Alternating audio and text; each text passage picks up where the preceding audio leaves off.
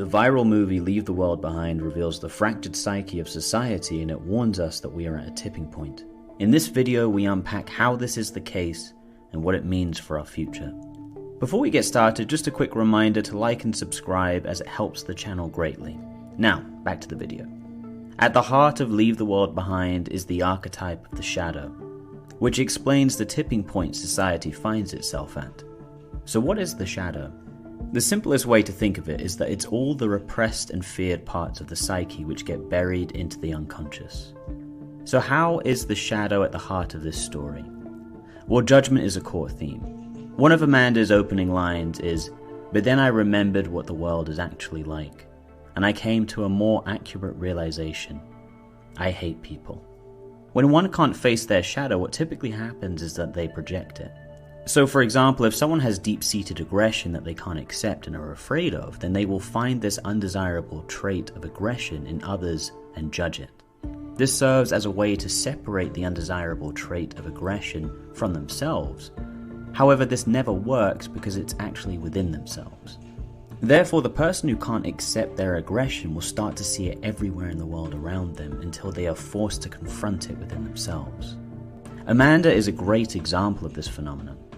She herself believes she sees the world as it really is in all its terrible selfishness and cruelty. Yet it's Amanda herself who often acts this out in the story. She is consistently rude and unwelcoming to George and Ruth, and her excuse for treating them that way is her conviction that people are bad and selfish, which she rationalizes as giving her license to act badly and selfishly. In essence, she projects her own shadow, which excuses the presence of it within her own behavior. Judgment as a theme continues to play out. Let's look at the oil tanker scene. The family sees it in the distance but ignores it. The only one paying attention is the daughter. It's not until the tanker is almost on the shore itself that they get up to run. So their judgment in terms of discernment is askewed. They rationalize and avoid the tanker until the very last minute. This scene is loaded with symbolic imagery. First we have the ocean, which is often a symbol of the unconscious, vast and unknown. The tanker is carrying oil, a valuable yet potentially destructive commodity. Therefore, the avoidance and rationalizing of the oil tanker can be understood psychologically as the avoidance of unconscious contents. On one hand, the unconscious holds valuable insights and energies like oil, and on the other hand, if not properly acknowledged and integrated, these can lead to destruction or chaos, like an oil spill. The shadow is part of the unconscious. All that which is feared and rejected within the psyche gets repressed into the unconscious part of the individual, thus forming their shadow. Carl Jung often talked about the journey of individuation, which he described as the process of making the unconscious conscious. This is the journey of psychological maturation and includes the facing and integrating of the shadow. Although the shadow is typically made up of parts of ourselves we are very afraid of, there is often tremendous utility to it. Let's take the example I used earlier of a person who can't accept their own aggression. As well as projecting this undesirable aggression onto the world around them, they are also likely to not have any control over it. This means that they will commonly lose control and lash out.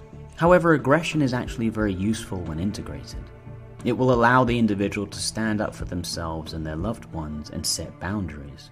Therefore, much like the oil tanker, the shadow contains something potentially useful, but the denial and avoidance of it has destructive consequences. One particularly compelling and haunting scene is when George talks about his defense contractor friend. During this scene, George says, "A conspiracy theory about a shadowy group of people running the world is far too lazy of an explanation, especially when the truth is much scarier. No one is in control. No one is pulling the strings." A troubling yet crucial psychological truth to face. When one really contemplates the vast depths of their unconscious and just how much is in there that they haven't yet addressed, it becomes impossible to ignore the implication. The implication being that we may not be in as much control of our behavior as we'd like to admit. Our behavior is influenced by our unconscious contents. So when one considers this on a mass scale, it's an even more troubling thought. It puts the daunting task of facing the unconscious on the shoulders of every individual. If one does this, they take a step towards being more in control of themselves. In other words, it brings more order to the chaos within both the individual and the collective. The motif of judgment is continued with the eerie phenomena of the characters being continuously observed by deer. This also continues the theme of the unconscious infiltrating the borders of the conscious. Much like the oil tanker crashing into shore, the wild deer invade the domesticated conscious realm. Their staring can be symbolically understood as a reflection of the character's own unconscious observing them, almost as if holding up a mirror compelling them to face themselves. This quiet judgment leads to the characters confronting aspects of themselves they have not fully acknowledged or understood. In other words, it leads to them confronting their shadow. We see this at the climax of the film. Amanda and Ruth are the two characters who most exemplify the fractured state of the collective psyche. They are the most overtly judgmental and mistrusting of all the characters, not including Danny, and there is palpable tension between them at the outset. In one of the final scenes, they find themselves in the forest shed surrounded by deer. It's during this scene that they realize they share the same mistrust of people, but address the fact that they need each other to survive. Amanda comes to Ruth's protection, and together they scare the deer off. Symbolically, this demonstrates the unconscious reflecting back to the conscious self the fractured parts of the psyche, which in turn forces them to be addressed and reconciled. The entire story points to this real and concerning truth that as a collective we are deeply divided. Psychologically speaking, when an individual is split in a major way, the individual's physical and mental health is very precarious. They are also at risk of being taken advantage of because if their psyche is split, then they are lost. The collective is no different. This is the clear warning of the story. The fact that Leave the World Behind has captured the attention of the public in such a big way reveals that the themes being explored are relevant and active within the public psyche.